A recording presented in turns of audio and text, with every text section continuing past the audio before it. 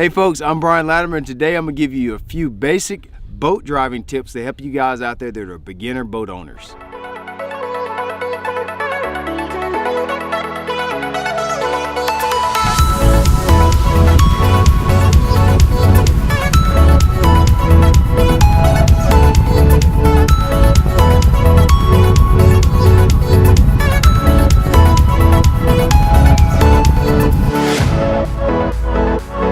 So let's start with the basics, planing off. What I mean by planing off is let's make the boat go. How do you actually put it in motion?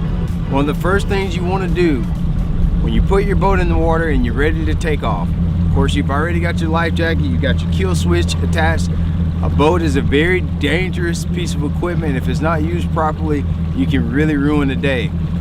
The first thing that I want to do is trim my motor all the way down. I've got my jack plate all the way down. If you have a hydraulic, if you have a manual, you don't have to worry about that. And I'm gonna let my engine trim all the way down. What I'm gonna do after I'm sure that there's nothing in the way, there's nothing that I can hit, no obstructions, I'm gonna usually, with most engines, I've got to give it a pretty good amount of gas to get it up on plane. So I'm gonna give it gas. As soon as that engine starts to plane, then you can use your trim to trim the engine up and get the bow of the boat up just a little bit. After we're on plane and we're in motion, we're going down the lake, you've got some good speed going. One thing you'll notice about a bass boat is you don't have brakes. There's no brakes. There's one thing on a bass boat that's more powerful than anything on here, and it is your trim. Everything that you're going to do to manipulate how this boat runs, how fast it goes, how fast it stops, is through your trim. Your trim works as a brake, and it also works as a second throttle as well. You'll notice the more gas you give your boat, it doesn't perform at its maximum speed until you actually start to use the trim. Once you've got speed, if you need to increase speed, use your trim. Trim your engine up. That lets the engine cavitate or get more air. Your prop gets more air. The engine turns more RPM. Then you're increasing speed. If you're starting to get into rougher water, or perhaps you need to stop the boat or slow down, the first thing you need to do before you ever hit the throttle is use your trim. The trim works as a brake. You trim the engine down. As you're trimming the engine down, it brings the bow down. The bow, once you have more resistance on the bow, the boat slows down, and it helps you to bring the boat to a controlled stop.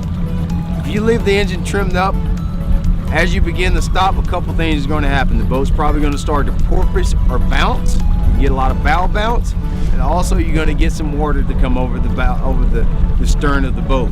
Trim the engine down helps that boat set down in a nice controlled fashion, and I would argue that the trim is the most important thing that you have on your boat.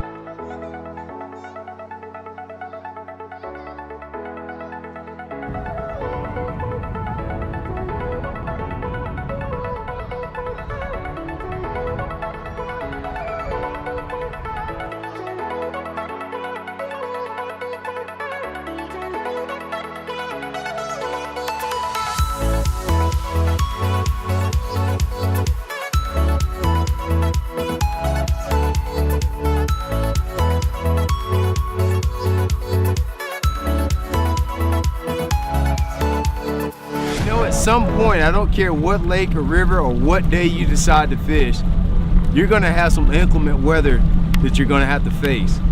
Wind can create waves or just boat traffic. You're going to have to operate your boat in some rough water.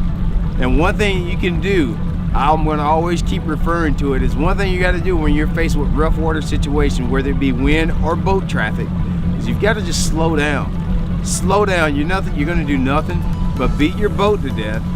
You're going to shake loose a lot of the bolts and a lot of the really important stuff you got on your boat, and also it's very dangerous. You're going to lose rods and reels.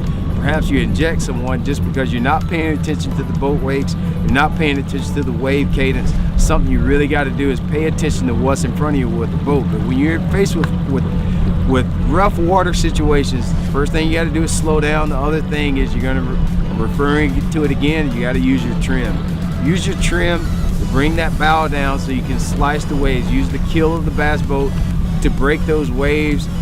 You don't want to trim it down too far depending on how rough the water is, because you don't want to spear a wave.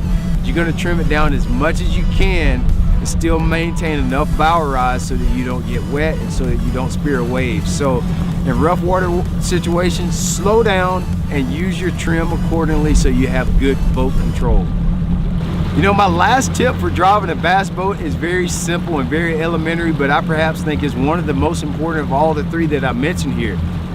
Is being familiar with the water that you're running. You really need to know what's out there when you're running. It's not like driving a car. When we're out here on the lake, we don't know what obstructions are out there. We don't know if there's any underwater humps or trees. There's a lot that can go wrong when you're driving a bass boat because we can't always see the depth change. So having a nice LCD graph that you can, and good mapping, knowing your mapping, studying your mapping, knowing where the humps is, know where the creek channels are, knowing where the river channels are, that's very important. Because if you run a land or if you run on stumps or trees, you can really ruin your equipment really fast. So be familiar with your water. Know where the shallow areas are, know where the deep areas, know where there's things that you can hit, because if you don't, you're gonna get in trouble real fast and you're gonna spend a lot of money on repairs. So try these tips out. If you're a beginner boat owner, just take your time out there, be very careful and pay attention to your surroundings. And I promise you, owning a bass boat is one of the best things that you will ever do. So have a lot of fun with your family and friends. You're gonna catch a lot of fish as well.